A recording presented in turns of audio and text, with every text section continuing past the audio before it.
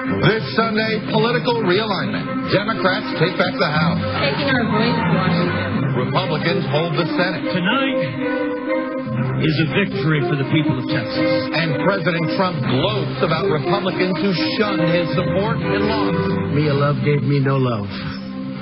And she lost. Too bad. Sorry about that, Mia. Democrats grab the suburbs. Republicans tighten their hold on rural counties. What this realignment could mean for 2020. Plus, President Trump, feeling emboldened and rattled, lashes out, claiming with no evidence election fraud. All of a sudden, they're finding votes out of nowhere. Firing Attorney General Jeff Sessions and choosing an acting AG who has described how a Sessions replacement could kill the Mueller investigation. He just reduced his budget so low that his investigation grinds to almost a halt. Already, Democrats are calling for Matt Whitaker to recuse himself. Also, a woman's place is in the House. A record 100-plus elected. Most of them Democrats. Good Sunday morning on this Veterans Day, 100 years to the day that marked the end of World War I. In the first few hours of election night, it looked as if 2016 was repeating itself. Democratic House victories were a mere trickle in the first couple of hours. Republicans were winning big marquee races. And we wondered whether Democrats would have to wave their wave goodbye. But 5 days later, the election looks a lot like what we expected. Nationally, Democrats won 52% of the House vote to 46% for Republicans.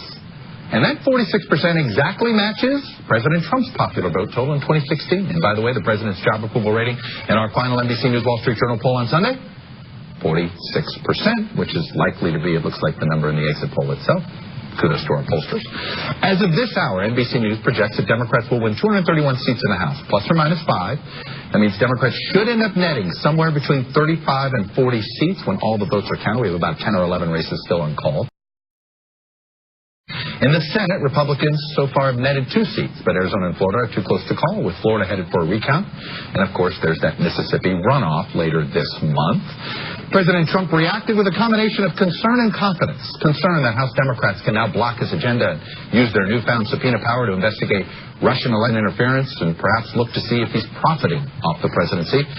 And then confidence that a Republican Senate will now have his back on those issues and approve his judicial appointments. Meanwhile, Mr. Trump signaled that he has no intention of slowing his assault on the Mueller investigation, sacking immediately his Attorney General Jeff Sessions within hours after the polls closed, and choosing as his acting AG Matt Whitaker, who will oversee an investigation he's openly attacked. But it was the growing realization that Democrats had won a sizable victory on Tuesday that seemed to have the president rattled. Whether they get a couple of more House seats doesn't matter. It doesn't matter. President Trump, acting emboldened but newly vulnerable, is attacking the institutions which could hold him in check, claiming election fraud in Florida without any evidence. And all of a sudden, they're finding votes out of nowhere. Although I hear, well, I don't know, you tell me. Accusing Arizona of electoral corruption and even asking whether it is time to call for a new election. Mr. Trump banned a CNN correspondent from the White House while threatening to pull access from other reporters. It could be others also. When you're in the White House, this is a very sacred place to be. He also threatened House Democrats, who made their biggest gain since the post-Watergate elections of 1974, and will now wield subpoena power in investigations into his personal finances and contacts with Russia. They can play that game, but we can play it better, because we have a thing called the United States Senate. And he mocked Republicans who refused to embrace him. Carlos Cubella, Mike Kaufman. Too bad, Mike. Mia Love gave me no love. And she lost. Most consequentially, less than 24 hours after polls closed, Mr. Trump fired his Attorney General, replacing Jeff Sessions with loyalist Matt Whitaker, lashing out at reporters who asked if he wants his new acting Attorney General to rein in Robert Mueller's Russia probe. What a stupid question that is. What a stupid question. The president denied his relationship with Whitaker on Friday. I don't know Matt Whitaker. But just a month ago, Matt Whitaker's a great guy. I mean, I know Matt Whitaker. As a political pundit on TV, Whitaker has said Mr. Mueller's investigation could be turning into a witch hunt and floated ways to weaken it. I can see a scenario where Jeff Sessions is replaced with a recess appointment, and that Attorney General doesn't fire Bob Mueller, but he just reduces the budget so low that his investigation grinds to almost a halt. Well, Mr. Whitaker crosses the line the moment he accepts the job and doesn't recuse himself. And we know he's not going to recuse himself because the only reason he was appointed was to sabotage the investigation. President Trump has continued to mold the Republican Party in his own image and earned the gratitude of newly elected Republican senators who ran like Trump. I want to say a special thank you to the President. Special tribute to our President. Thank you, Mr. President. On Friday, Senate Majority Leader Mitch McConnell made it clear he has no plans to bring a bill to protect Robert Mueller to the floor. It's not necessary. The Mueller investigation is not under threat. Joining me now is Democratic Congressman Adam Schiff of California, who will be the chairman of the House Intelligence Committee when the new Congress is sworn in January. Before we get to the political news, we want to note the 3 terrible wildfires that are taking place in your home state, Congressman. Last night, the death toll rose to 25. 23 of those deaths are in the Camp Fire that's in northern California, north of Sacramento. 2 more fires are burning north of Los Angeles. Neither of the fires is now under control. Congressman Schiff, I know this is not... It's next to your congressional district, but you and I were just talking. You said there's now some fires actually in your congressional district. What's the latest? Well, obviously they're doing their best to try to control these fires, but this late in the fire season to have this kind of devastation, it just takes your breath away. People are losing their lives, losing loved ones, losing their homes, and our thoughts are with them as well as these incredibly brave responders. The president tweeted the following yesterday: "There's no reason for these massive, deadly, and costly forest fires in California, except that forest management is so poor. Billions of dollars are given each year, so many lives lost, all because of gross mismanagement of the forest. Remedy now or no more Fed payments." Is that what this fire is about? Is it mismanagement of the forests in California? No, it's not. There are a lot of root causes about why the fire season has become so much worse over the years. But, for the president at a time when people are facing utter disaster, to be making a statement like this, making a threat like this, this just goes to show how little he understands the job he has. That he would be punitive at a time like this rather than coming to the defense of people facing the worst disaster of their lives. He's out there making these broad and false statements and threatening to remove funding from a state that's devastated right now. Do you think it's a political thing because California's so blue? I do. This is a president who, more than any other, is punitive. And I think we saw that in the tax cut by taking away state and local tax deductions. That was aimed at the blue states. Basically, he is only the president, I think, in his view, of those who voted for him. The rest he could care less. I want to ask you about a letter that you guys are releasing this morning. And I say you guys meaning the leadership of the House, the Senate, key committee chairs.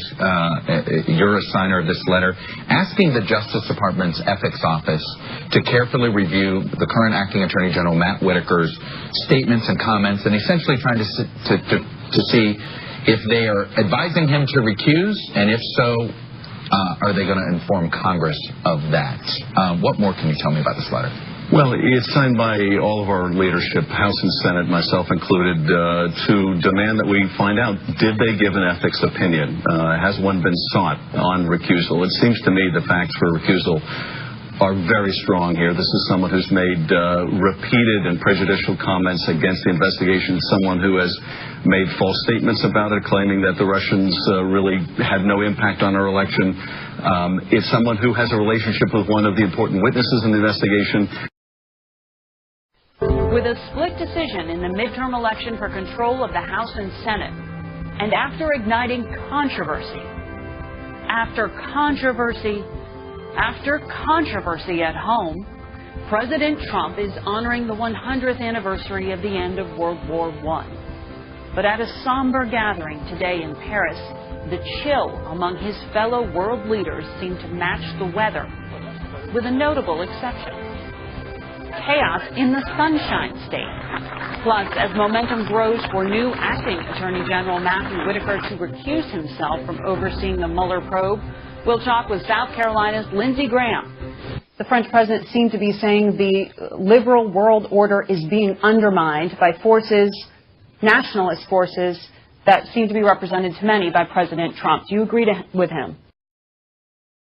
No, I think he's got a political problem at home. Macron does, and probably picking a fight with Trump is good politics. I like the idea of President Trump pushing NATO to pay more. Getting out of the intermediate ballistic missile treaty with Russia made sense to me because Russia is cheating and the treaty doesn't cover China and Korea.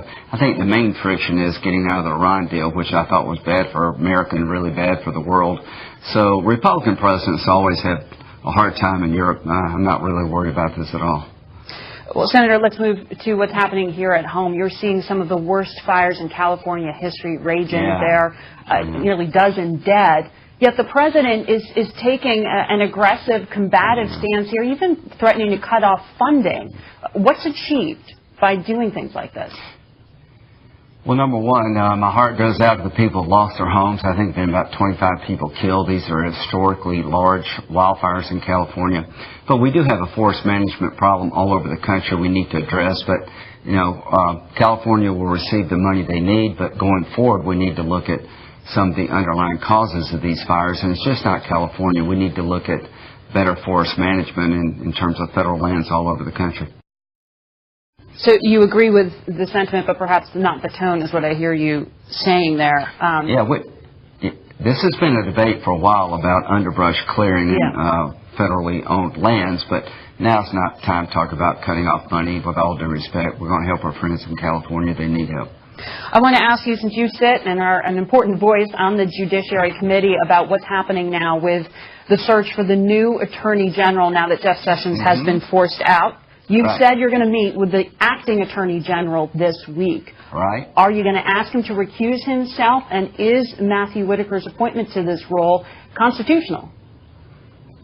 Good question. I talked with Matt yesterday. I'm going to meet with him next week when we get our schedules aligned here. I think he was appropriately appointed legally. I don't think he has to recuse himself.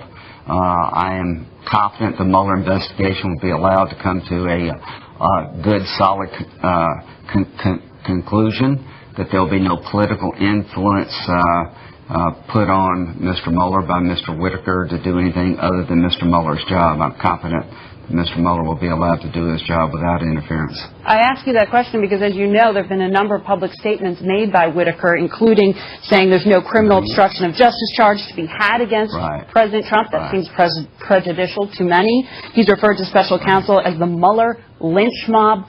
What about these comments suggest to you that he's going to be impartial? Well, you don't recuse somebody because they have opinions different than the people they're overseeing. Trust me, there's politics abounds when it comes to the Mueller investigation that Trump's guilty, and no matter what Mueller finds. But the bottom line here is that Mr. Mueller will be allowed to do his job without political interference by Mr. Whitaker. Mr. Whitaker, I think, is legally qualified and otherwise qualified to oversee this investigation until a new Attorney General will be appointed, and I think that will happen early next year.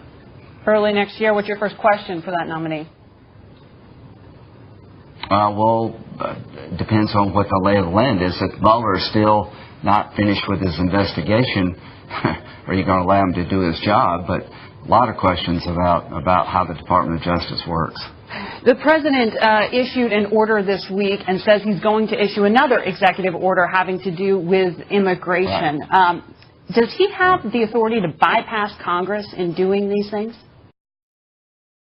You know, the 14th Amendment, birthright citizenship, that's got to get to the court. Maybe the executive order is the way to start that discussion.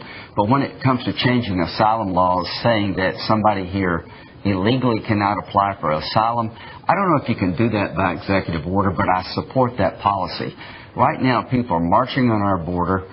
If they cross illegally, then they ask for asylum. Asylum shouldn't be a magnet for illegal immigration, so I support the policy change.